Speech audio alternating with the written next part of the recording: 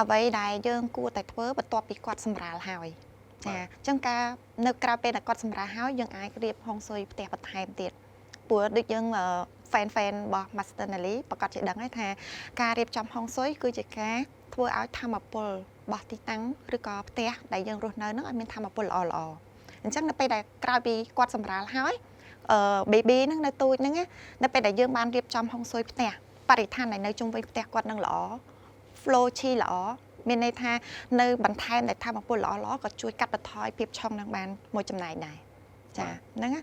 ដែលធ្វើឲ្យគេហៅថាគំនិតរបស់គោហ្នឹងចាប់ផ្ដើមចេញពីគេហៅថាមានធម្មពលដែលល្អវិជ្ជមានចូលទៅក៏ធ្វើឲ្យធម្មពលដែលថាពេលដែលគាត់ដកដង្ហើមយកធម្មពលដែលល្អធ្វើឲ្យការគិតរបស់គាត់ហ្នឹងចាប់ផ្ដើមភាពវិជ្ជមានមកបន្តិចម្ដងដែលអត់ដឹងខ្លួនណាពេលខ្លះយើងអត់ដឹងទេចាហើយបន្ថែមលើសពីហ្នឹងតិចទៀតនៅពេលដែលគាត់ចាប់ផ្ដើមរៀងធំពេញវ័យបន្តិចទៀតទៅយើងក៏អាចថាជាឪពុកម្ដាយអ្នកដែលនៅជុំវិញខ្លួនគាត់ដូចជាជីដូនជីតាឬមកក៏បងប្អូនផ្សេងទៀតពូមីងអីហ្នឹងក៏អាចថាហៅថាការអប់រំបន្ថែមទៀតក៏ត្រូវបូកសំខាន់ដែរចាអញ្ចឹងយើងត្រូវការអប់រំកូននឹងដើម្បីថាពុតជាអត្តចរិតឬមួយក៏អាចថាជាការរស់នៅរបៀបរបបដែលបាត់ន័យថាសង្គមឲ្យគាត់បន្ថែមទៀតត្រូវគួបផ្សំគ្នាចា